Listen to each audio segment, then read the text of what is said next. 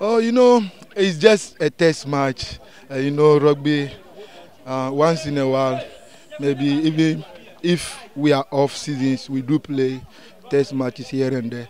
So it's one of those things. There are a lot of positive things because as a club, we always work because we want to improve. We want to take Ghana rugby somewhere up there. And it's like we always try new things, adding new things to the old things we have. Like first round, we did play some of tactical play as the coach is telling us. And now he's adding more to it. So we are trying to adjust to a lot. Because as we always say, Conquerors, we are not aiming at Ghana Rugby, Ghana League. Okay? We are aiming higher. We want to play beyond this. So we always push, we want to push more. And believe me, we want to go more than this. So expect more. So we need our supporters to come and then cheer us up.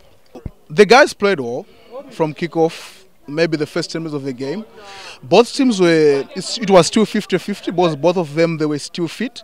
But the thing is, after about 10 to 15 minutes of play, the guys were now tired, so they started falling apart. Even the patterns that they were using, both teams could not keep up with their patterns. But coming into second half, maybe it's because of the break during half time, when they came back, they did play well.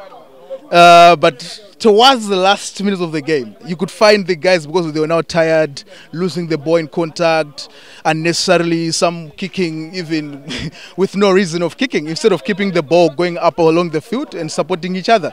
But they ended up losing the ball unnecessarily. But overall, the game was okay. It's a friendly. Both teams were trying out even some new players, even from our side at Conquerors. We're trying some new players, how best they can gel in with the guys who have been playing during the season.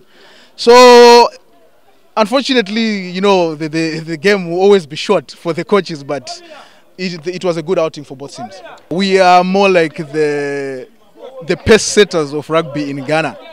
People are expecting us to do better. We are going now I think we have 2 weeks to prepare.